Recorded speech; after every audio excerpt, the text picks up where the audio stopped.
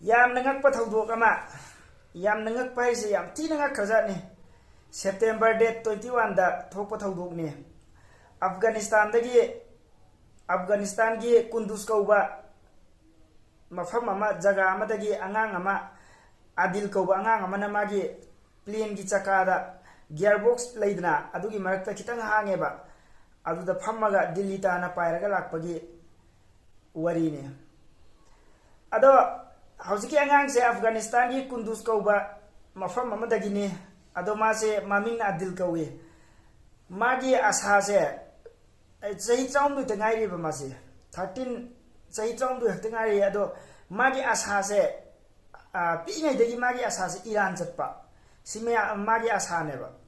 mayim da sum lo le hai ba Iran chatkan ne ado mana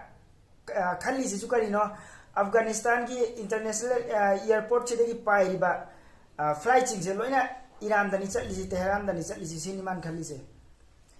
India Delhi adu ada atop du pai hebi mon kai bab leite jida pai plane ji loina Iran dani Tehran dani cinema ikokse ado ma se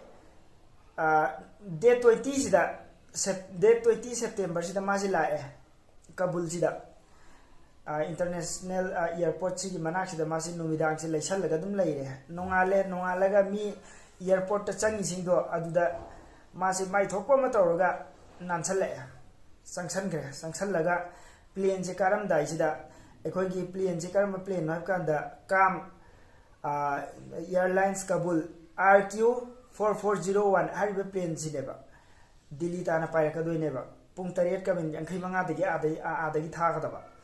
adu sigi sida mana mi mayam se kakhat pa hunare si plane sida kakhat pa ganda magi di mamangi singdo ticket yaudana makara mai changa khriba gyan myam ta dre baijo aduga haujiki se karam daida mayam ticket yeng nabdo adu ubada ma plane ni maning om da chakreba plane gi asom side om da chakhra haujiki chakagi gearbox se da ma se ka khatlaga jaga machet ama hangeba chaka ani si supchal lakpagi mai gearbox ki marak sida adu sigi da ma se phamgreba phammaga plane je take off tawre mi se pulapna crew member yauna mi se chanim ni hojiki aeroplane se da tongi je paikhatlaga Delhi sida ma se Delhi sida ekoi gi terminal 3 sida landing tawre aeroplane je adu tawbakanda ma se landing tawbaga ma di kummaga leireba adu ground staff leireba mayam singduna ekoi gi mi du kumnaba ꯑꯩꯈꯣꯏꯒꯤ ꯊꯧꯔꯥꯡ ꯇꯧꯔꯤꯉꯩꯗꯨꯗ ꯅꯨꯄꯥ ꯑꯃ ground ꯁ꯭ꯇꯥꯐꯁꯨ ꯃꯥꯟꯗꯦ ꯑꯗꯒꯤ ꯊꯣꯡꯁꯨ ꯑꯃꯠꯇ ꯍꯥꯡꯗ꯭ꯔꯤ ꯀꯅꯥꯅꯣ ꯁꯤꯅ ꯑꯩꯅ ꯅꯨꯄꯥ ꯒ꯭ꯔꯥꯎꯟ ꯁ꯭ꯇꯥꯐ ꯑꯃꯅ ꯆꯤꯡꯅꯔꯛꯇꯅ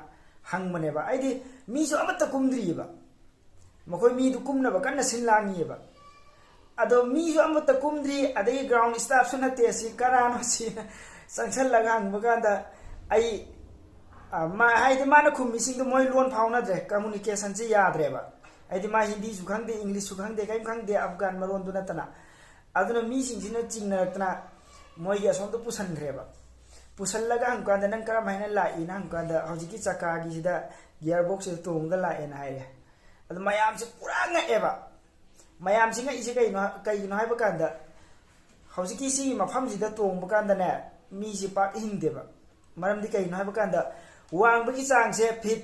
lising kutra manga dai na nifu phogi sang ni aduna maram oiga ing bagi sang se atuki mate ingeba aidi i se phamjan khibya ba unsa che chekhai bya ba mi ja yam bahingam deba ani subana oxygen phang deba ahum subana plane gi makhon engine makhon jina mi gi na gi drum je si kai ba me yaweba mi ja yam ba mate hingbagi maram leiteba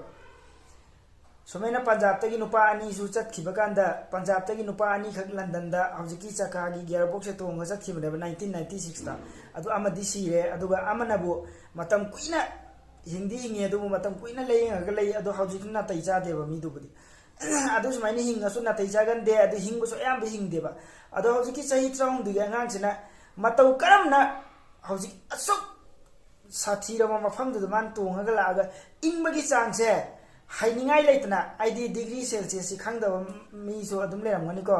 -50 degree Celsius है अखोई सिदा इंगे लेबा उन्नो लेबा कश्मीर इंगी बसी किसु नते ID अदुके मते हाइनिंगाई लेतना इंग्रे मी ई से प्र फमजल लग इसा से चेखाई याबगी चांगनी अदगी ऑक्सीजन नुक्सित से सोर से होन बंगम उपाय लेतेबा अदुगी कई मीन्स लेतेबा अदगी इंजिन की मखोन से अखोई हौजिक चंगसल लगा हौजिक की मनुंग दो चंगु बगान अखोई की ना से पंगबा मा ड्रम जे काइबा मा अमदेम तौनेबा अदो हौजिक की मी अंगांग से करम मी ओइ हजा नो खंगदे मी जे पूरा हौजिक वायरल ने पूरा अदो मयाम से पूरा ngakhreba अदो मोय वरी सानरगा काबुल की मोय एयरपोर्ट की मोय अथॉरिटी मी सिंदु वरी सानरगा हंगे कदाई देनो अंगांग साब गा आई कुंदुस्ता की ने इमाई ममिंगसी बाबाई ममिंगसी अदु अदाइन हाय अदु फोन अमुक तौनरगा व्हाट्सएप ता मागी फोटो जी थारगा चुमब्रेन हंगे चुम्मे हायरे अदु मा हाना ईरान चटकने लोन ब्रे लोली हाय अदु मादी ईरान दनीना चटखिने मादी ईरान दनीना चटखिबोरमनेना अदु अदुमाइना तौना केसटी पानबिरानु केसटी पालरोय से अंगांगनिना आइदी सही त्राउम दो ngairibaniना केसटी अमता पांद्रे अदु नुमितुदा नुमिदांगोरम हौजिकी फ्लाइट से सिगी फ्लाइट से अमुक काबुल दा हनगदबा अदुगी फ्लाइट दा मासी यावहल्लगा थाबीख्रेबा